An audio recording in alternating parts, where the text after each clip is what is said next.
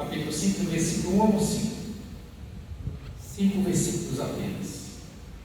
Justificação pela fé. Romanos, capítulo 5. Romanos, capítulo 5, versículo de 1 a 5. Antes de Coríntios, de Efésios. O tema dessa reunião de oração de hoje, que o Senhor propôs no coração do núcleo desse grupo de oração Santa Clara, foi o seguinte: pela virtude do Espírito Santo transbordarei de esperança. Pela virtude do Espírito Santo transbordarei de esperança. Vamos lá então na leitura. Justificação pela fé. Justificados, pois, pela fé, temos a paz com Deus, por meio de nosso Senhor Jesus Cristo. Por Ele é que tivemos acesso a essa graça na qual estamos firmes e nos gloriamos na esperança de possuirmos um dia a glória de Deus. Não só isso, mas nos gloriamos até nas tribulações, pois sabemos que a tribulação produz paciência, e a paciência prova a fidelidade, e a fidelidade comprovada produz a esperança, e a esperança não engana, porque o amor de Deus foi derramado em nossos corações pelo Espírito Santo que nos foi dado. Palavra do Senhor. Graças a Deus. Irmãos, a palavra aqui ela fala sobre esperança, né? Sobre esperança. Antes de entrarmos lá no tema, pela virtude do Espírito Santo, transbordarei de esperança. Esperança. Quem de nós já não teve esperança por várias coisas, né? Que não aconteceu? A gente esperava um emprego, não aconteceu. A gente esperava um namorado. Aquele namorado não veio, aquela namorada não veio. A gente esperava, né? Quem de nós já não esperou tantas vezes e nos desiludimos, não é verdade? Mas a palavra de hoje, ela vem falar de uma esperança diferente, é isso que nós vamos ver. Hoje, a pregação ela vai ser assim, mais uma catequese, mas vai ser uma catequese bem gostosa. Então, vamos lá. Pela virtude do Espírito Santo, transbordarei de esperança. Primeira coisa, justificado. Lá na palavra, voltando lá na palavra, justificação pela fé. Olha o que a palavra fala. Justificados pela fé, temos o quê? A paz com Deus. Uma vez justificado, nós temos a paz com Deus. Por meio de quem? Jesus Cristo. Porque Ele, Jesus Cristo, tivemos acesso à graça, na qual estamos firmes. Então, por meio de Jesus Cristo, a palavra vem nos dizer, por meio de Jesus Cristo, nós tivemos acesso à graça. E a justificação dessa graça, dessa esperança, é o amor de Deus. Deus amou o mundo de tal maneira, diz o Evangelho do domingo passado, vocês lembram? Deus amou o mundo de tal maneira que deu o seu Filho unigênito, para todo aquele que nele crê não pereça, mas tenha a vida eterna. E aí, voltando para o nosso tema, justificado então, significa o quê? É algo que tem fundamento, é algo que tem uma razão, é algo que está comprovado. Isso que é justificado, está justificado, está registrado, carimbado, provado. Entendendo? E aí, quando Deus vem e traz esse tema para a gente, justificado pela fé, quer dizer o quê? Justificado pelo amor de Deus. Essa esperança que eu comecei falando aqui, que muitos de nós já tivemos esperanças e desilusões, nesse mundo não acontece com essa esperança que temos em Deus. Por quê? Porque essa esperança que temos em Deus, ela é justificada justificada. E o que justifica a esperança é a fé, a nossa fé, por meio do amor de Deus. O mesmo amor que fez o Senhor Deus dar o próprio Filho por nós. Então, olha só, o amor de Deus é tão grande, imenso, que Ele deu o próprio Filho. Isso é a justificação. Consegue entender isso? Isso é a prova. Isso é a batida lá no carimbo do documento lá. Está justificado. Então aí a palavra fala que para essa justificação, para essa esperança, não há desilusão. Você não irá ficar desiludido, não vai perder sua esperança, como a gente diz por aí, a gente vai bater a cara na porta, né? Então, justificado é tudo aquilo que é fundamentado com argumento ou razão no Pai. Olha só, o versículo 5, lá ele foi dizer o quê? E a esperança não nos decepciona. Olha só, a esperança não nos decepciona. Por quê? Porque Deus derramou o seu amor em nossos corações. Por meio de quem? Do Espírito Santo que Ele nos concedeu.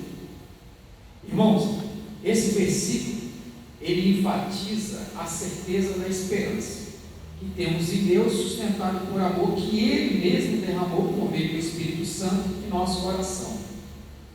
Além disso, o versículo destaca a importância do amor de Deus como um fundamento para a nossa esperança. Então, o fundamento da nossa esperança é o quê? É o próprio amor de Deus. Agora, voltando no tema, pela virtude do Espírito Santo, transbordarei de esperança. Mas, Washington, o que é virtude? O que é virtude? E virtude do Espírito Santo é o quê?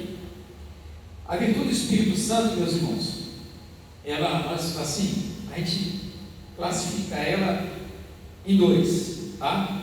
Aí é catequese mesmo, em dois: as virtudes teologais e as virtudes morais, né? Então, as virtudes teologais são aquelas que é infusas, que lá no nosso batismo, ela é infundida, ela é infusa em cada um de nós. Então, essa é as teologais, né?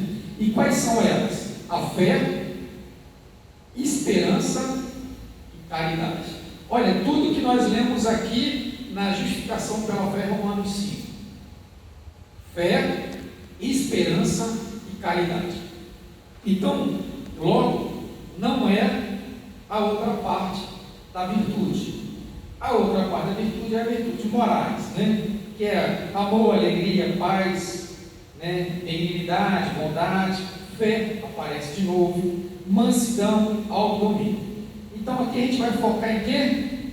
Fé, esperança e caridade, que é o derramamento dos dons infusos que acontece quando nós somos batizados. Quando somos batizados, nós somos fundidos pelo Espírito Santo com esses dons. Bom, e aí, quais os passos que devemos seguir para experimentar esse transbordamento do Espírito Santo? Né? Quais são os passos? Daí eu citei alguns aqui.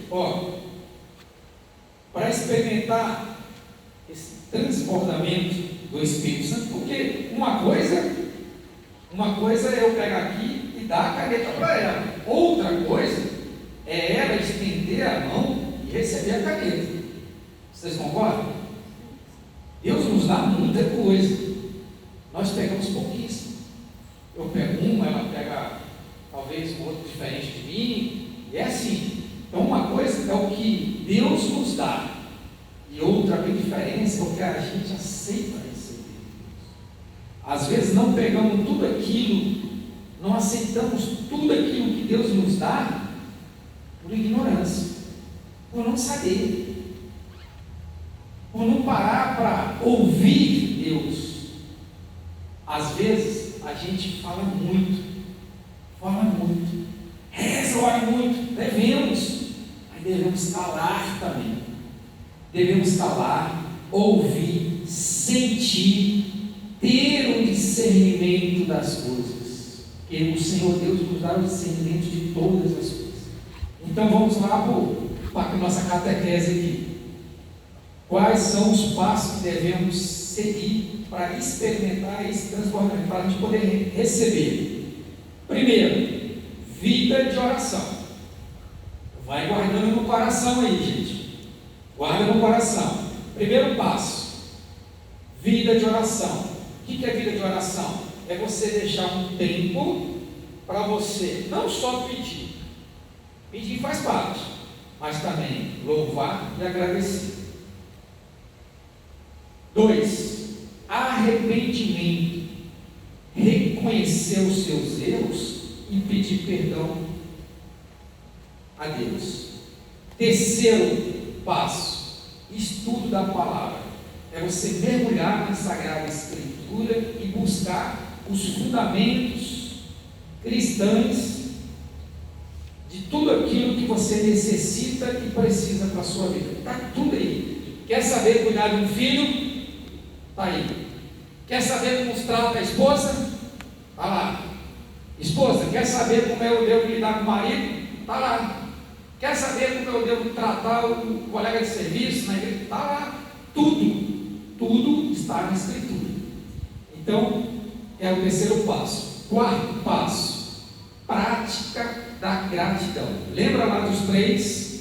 Fé e caridade. Então, praticar a gratidão é isso. Agradecer a Deus, ser grato a Deus e ter caridade para com o outro. Quinto passo, envolvimento com a comunidade. Irmãos, eu escuto muito isso na minha família, sabe? O pessoal fala assim: não sai da igreja. Vai no final de semana, tem churrasco, tem não sei o que lá na fazenda, você não vai à igreja. Aí, vira e mexe, eu escuto assim: mas eu faço minhas orações. Né, mas aqui, talvez na sua terra, alguns falam assim, talvez eu seja até mais santo que você. Mas então, um dos passos, que é esse, é você andar em comunidade. Todos nós temos um dom. Todos nós temos. É você dividir esse seu dom para com a comunidade que você mora. Para quê? Para você ficar bonitão? Não, para você ajudar o outro. Se eu sei trocar pneu, se o Daniel sabe mexer com parte elétrica, olha que benção. Se um dia o pneu dele fura, eu posso ajudar ele. Um dia que meu carro der um pane elétrica, ele pode me ajudar. Um outro é mecânico, um outro é... Né? Então é assim, cada um pega o seu dom e coloca à disposição da comunidade. Então esse é um passo muito importante para que você seja o quê? Que o Espírito Santo transborde em você. E por último, rendimento ao Espírito Santo. É o que? Se render ao Espírito Santo. É permitir que o Espírito Santo, ele realmente ele governe a sua vida. Ao seguir esses passos, você estará criando condições para o Espírito Santo transbordar a sua vida, trazendo alegria, paz, poder, capacidade para cumprir os propósitos de Deus. Bom, como nossa vida é transformada quando vivemos em obediência ao Senhor? Como eu vou saber que a minha vida está sendo transbordada? O Espírito Santo está fluindo em mim ou não? Eu preciso intensificar a oração, eu preciso intensificar a leitura, eu preciso intensificar a minha doação com a comunidade, eu preciso intensificar a minha caridade com o irmão. Como saber disso? Tem alguns passos também. Bom, viver em obediência a Deus é transformar a vida de várias maneiras. Então é viver em obediência. Crescimento espiritual. Obediência fortalece a fé. Quando você é obediente, a sua obediência a Deus, ela vai fortalecer a fé. 2, proteção divina. A obediência fortalece a fé, a confiança em Deus e a intimidade com Ele. Realização de propósito. A obediência nos ajuda a viver de acordo com os planos divinos para a nossa vida. Mudança de caráter. Essa é importante, gente. Mudança de caráter. Obedecer a Deus nos leva a mudar nosso modo de pensar, agir e sentir, tornando-nos mais semelhantes a Cristo. Bênçãos e paz.